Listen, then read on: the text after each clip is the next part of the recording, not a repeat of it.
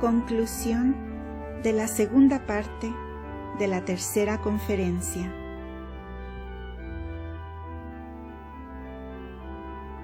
Los apóstoles, los mártires, los doctores y los millares de justos que combatieron por el honor de Dios y los intereses de la fe, se unirán a su jefe para proclamar la verdad de sus sentencias y la equidad de sus juicios. Con razón, este juicio se llama universal, porque serán juzgados todos los hombres y porque abarcará todos los crímenes, todos los delitos, y será definitivo, sin apelación posible. En primer lugar, el juicio final se extenderá a todos los sujetos humanos. Comparecerán los hombres de toda nación, tribu y lengua.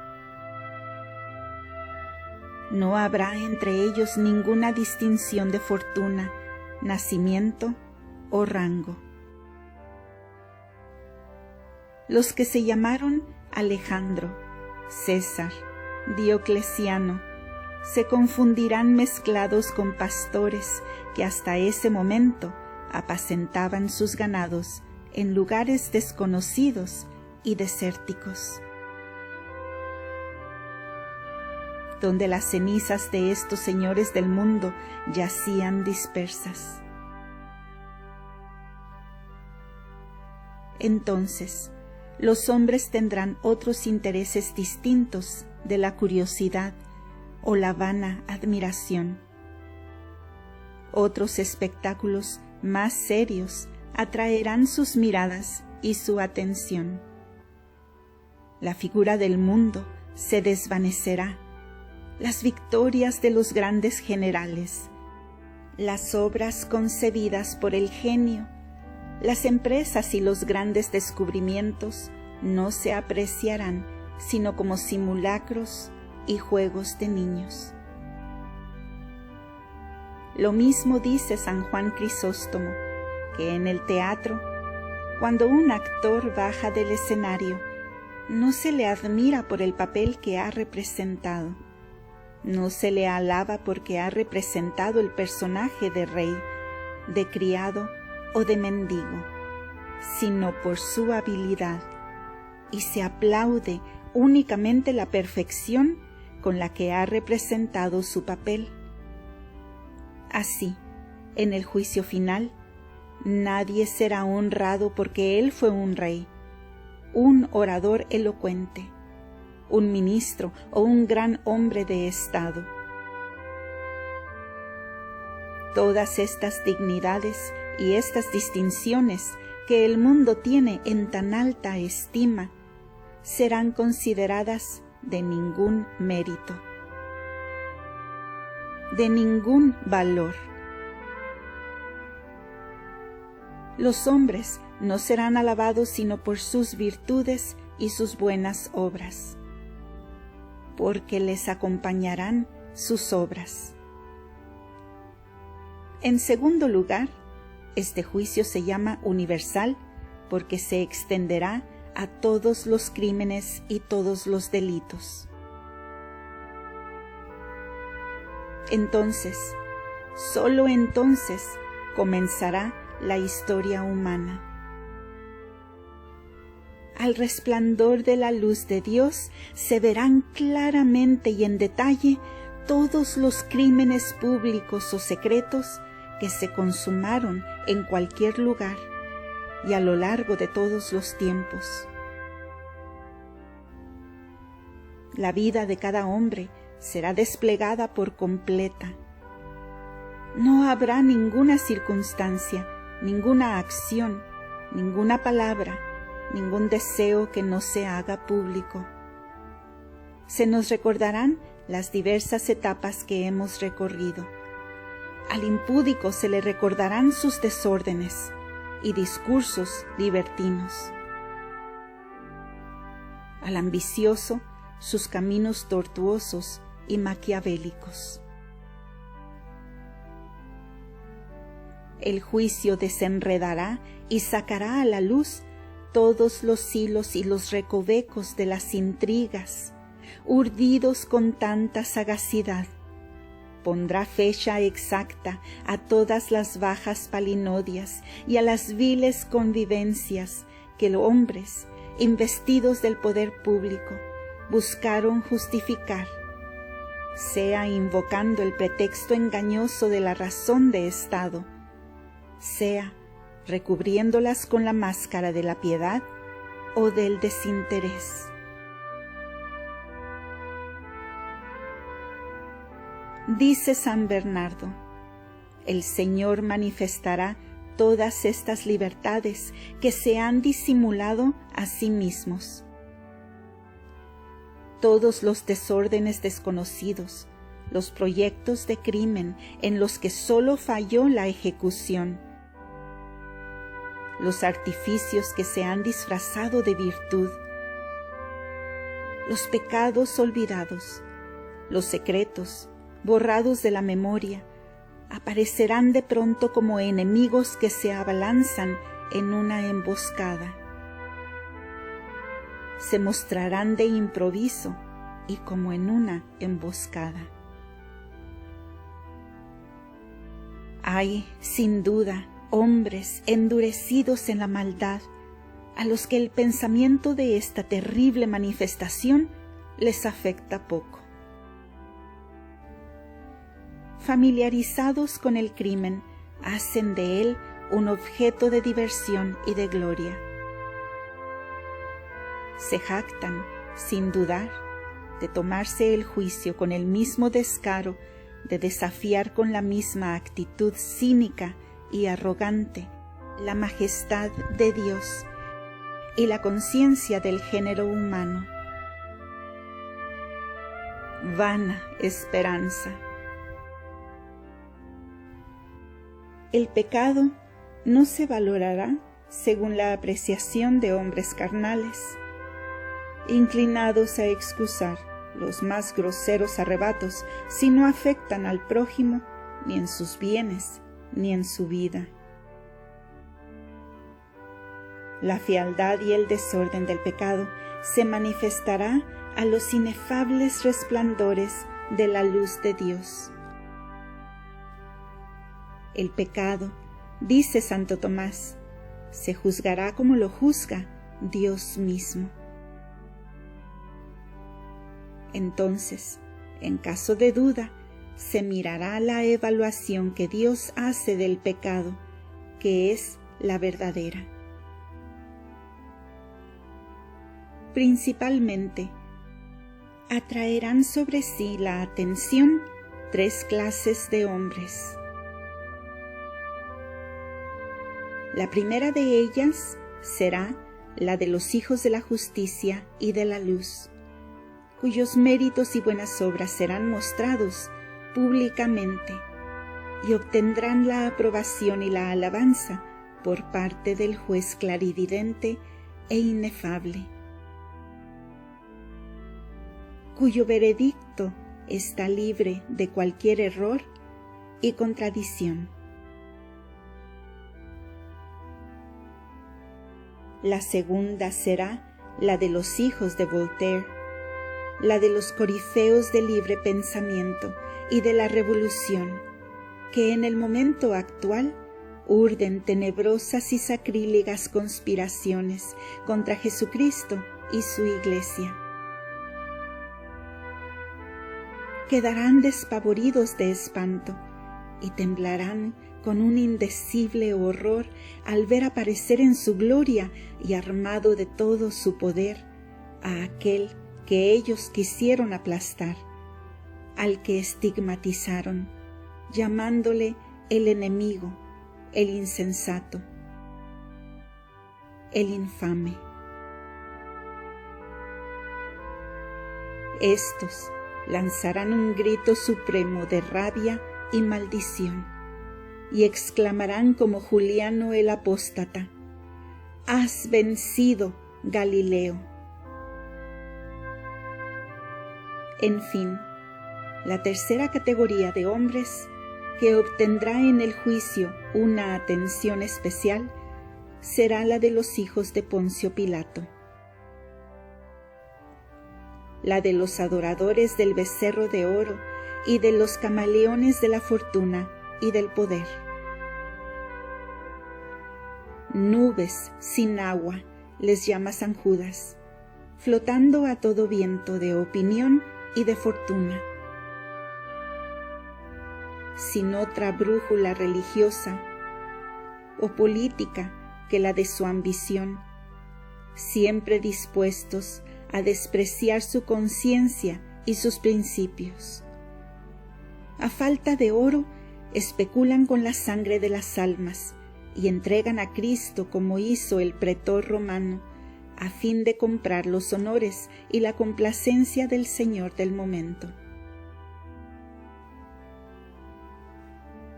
Este tipo horroroso y repugnante se reproduce sin cesar, con las mismas características y los mismos trazos en todas las épocas de crisis y de conmoción social. San Juan, en su Evangelio, popularizó este estereotipo de mentira y cobardía en una figura siempre popular y viva, donde se reconocerán eternamente todos nuestros Pilatos, legisladores o gobernantes que venden al justo para conquistar el favor y los cargos lucrativos. Allá, en el juicio, aprenderán que no se puede servir a dos señores. Maldecirán a los césares de la fortuna, a aquellos a los que rindieron el culto que rehusaron rendir a Dios, y exclamarán: luego nos hemos equivocado. En fin, el juicio final se llama universal, porque además de general, es decisivo e irrevocable. Este juicio es irrevocable porque no hay apelación a una jurisdicción superior a la de Dios. Y no cabe apelación de la justicia absoluta a una justicia relativa y limitada. No habrá, pues, ni rehabilitación ni amnistía parcial o total. Las sentencias divinas son irreformables. El que todo lo ve ha previsto el nudo y el desenlace en los decretos eternos de la predestinación. No es un ser susceptible de rectificar un juicio. Lo que Él ha dicho se ejecutará. Lo que Él ha hecho, Él lo confirmará. Lo que Él ha querido una vez, quedará eternamente fijo. Porque los cielos y la tierra pasarán, pero la palabra de Dios no está sujeta a ningún error ni a ningún cambio. Estas grandes verdades nos impresionan poco, porque el día de su cumplimiento lo percibimos vagamente y muy a largo plazo. Y pensamos que desde ahora hasta que se cumplan, podremos conjurar su rigor. En verdad, los debates de estas grandes sesiones están aún lejanos. Pero su instrucción ha comenzado y prosigue. Está escrito: la mirada de Dios está fija sobre el que obra el mal. El Señor observa con atención al justo y al impío. Y el que ama la iniquidad es el homicida de su alma. Del mismo modo que en nuestros días el telégrafo se ha convertido en un medio maravilloso de comunicación entre los hombres, ya que transmite instantáneamente, con la rapidez del rayo, de una parte del mundo a otra, nuestras órdenes y nuestras palabras. Así también hay un telégrafo divino. Cada uno de nuestros pensamientos, en el mismo momento que son concebidos, cada una de nuestras palabras, en cuanto son pronunciadas, se transcriben en letras indelebles y con una fidelidad estremecedora, en aquel libro del que habla la liturgia, diciendo: entonces traerán el libro escrito, el que lo contiene todo, para juzgar este mundo. Por tanto, no nos dejemos intimidar por la arrogancia y las sombras amenazadoras de los impíos. Aunque en este momento estemos entregados a la violencia y a la opresión, aunque nuestros derechos sean desconocidos y pisoteados, aunque seamos el blanco de las astucias y de las maquinaciones de hombres sin fe, y suframos los odiosos excesos del despotismo y de la fuerza. Si Dios calla y parece que duerme en este momento, indefectiblemente se despertará a su hora. Cuando la destrucción esté preparada, el expediente de la impiedad completo, los testigos estén citados y hechas las requisiciones.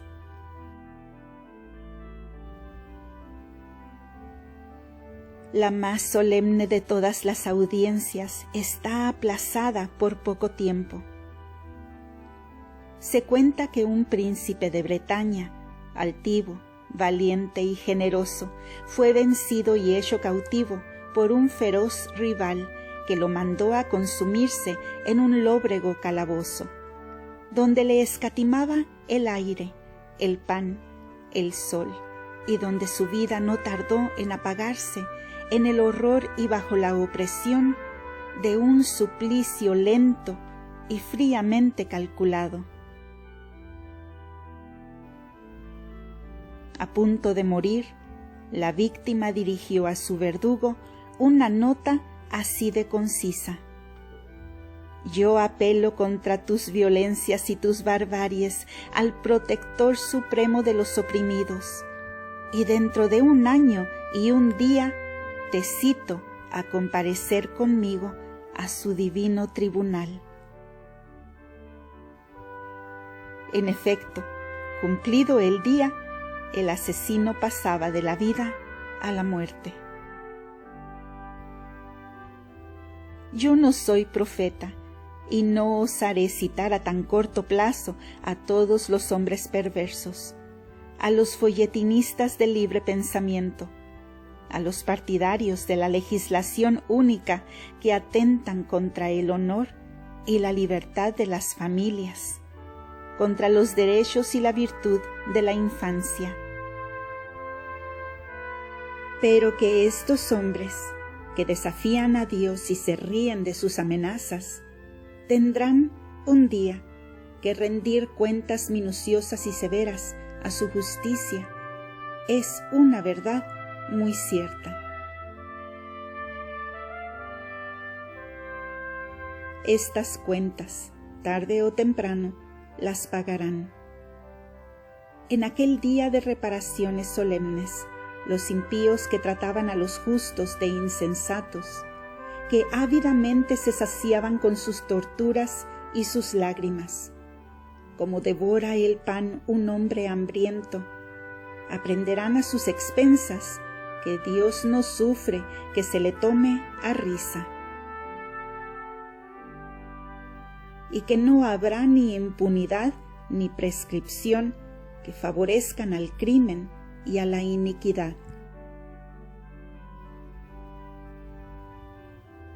Todos los perjuicios serán reparados con magnificencia. La sangre de Abel que se bebió la tierra recaerá sobre Caín y elevará contra él una voz acusadora. San Pedro pedirá cuentas a Nerón por el suplicio al que le condenó. María Estuardo reclamará la venganza divina sobre la cabeza de Isabel de Inglaterra, su homicida.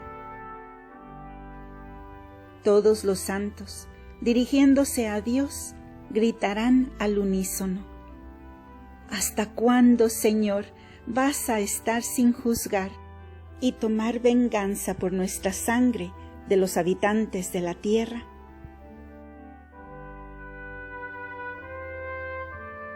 Será un gran tribunal de causación, donde se llevarán una multitud de causas juzgadas aquí abajo, donde una infinidad de juicios, dictados por el temor, la ambición y el interés de los hombres, serán irrevocablemente anulados. Donde, en una palabra, la providencia, contra la que blasfeman aquí abajo los insensatos, acusándola de insensibilidad, de injusticia, de parcialidad ciega, se justificará plenamente en sus caminos, según lo escrito, para que venzas en el juicio. Se cuenta que había en Alemania un ermitaño cuya santidad y obras desprendían un gran resplandor. Curaba a los enfermos, devolvía la vista a los ciegos y atraía al lugar que habitaba a las gentes de los alrededores. El emperador Otón quiso ir a visitarlo.